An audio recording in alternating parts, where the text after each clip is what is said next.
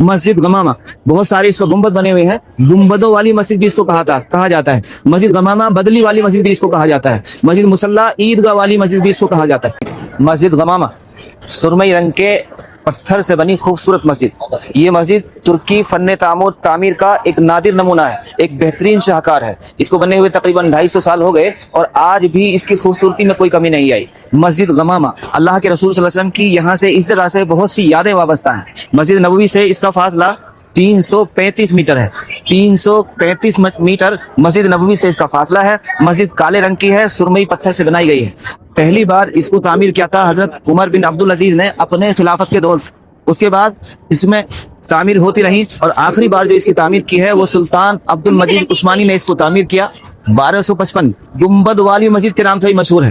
اس کا ایک نام ہے مسجد غمامہ۔ اللہ کے نبی صلی اللہ علیہ وسلم سے صحابہ نے آ کے عرض کیا، فرمائش کی، اللہ کے نبی صلی اللہ علیہ وسلم قحط پڑا ہوا ہے، پانی نہیں ہے، اللہ سے آپ دعا فرما دیں، اللہ تعالیٰ رحمت کی بارش فرما دے، اللہ تعالیٰ نے رحمت کی بارش، پاران رحمت فرما دے۔ حضرت اللہ کے رسول صلی اللہ علیہ وسلم صحابہ کو لے کر اس میدان میں تشریف لائے۔ یہ ایک میدان تھا، یہاں بازار بھی لگتا تھا اور مدینے سے باہر تھا۔ اللہ کے رسول صلی اللہ علیہ وسلم اس میدان میں تشریف لائے صحابہ کے ساتھ، اور یہاں آ کر آپ نے بارش کی نماز ادا فرمائی، صلاۃ استسقاء۔ ابھی اللہ کے نبی صلی اللہ علیہ وسلم نماز پڑھا رہے تھے، گرمی بہت تیز تھی، دھوپ بہت سخت تھی، ایک بادل نے آ کر اللہ کے نبی صلی اللہ علیہ وسلم کے اوپر سایہ کر لیا۔ تو بادل نے سایہ کر لیا آپ کو، اور بادل کو عربی میں کہتے ہیں غمامہ، غمامہ، اسی کے نام پر یہ مشہور ہو گئی، مسجد مشہور ہو گئی، بادل والی مسجد یا بدلی والی مسجد۔ اس کا ایک دوسرا نام ہے مسجد مصلی۔ مسجد مصلی بھی اس مسجد کو کہتے ہیں، مسجد مصلی یعنی عیدگاہ والی مسجد۔ اللہ کے رسول صلی اللہ علیہ وسلم صحابہ کو یہاں لے کر یہاں تشریف لائے عید کے روز، اور آپ نے یہاں سے عید کی نماز پڑھائی۔ اسی نسبت سے اس کا نام دوسرا ہے مسجد مصلی، عیدگاہ والی مسجد۔ اللہ کے نبی صلی اللہ علیہ وسلم، ایک واقعہ اس سے یہ وابستہ ہے کہ اللہ کے نبی صلی اللہ علیہ وسلم کو بذریعہ وحی کے ذریعے اللہ نے بتایا نجاشی بادشاہ کی وفات کا۔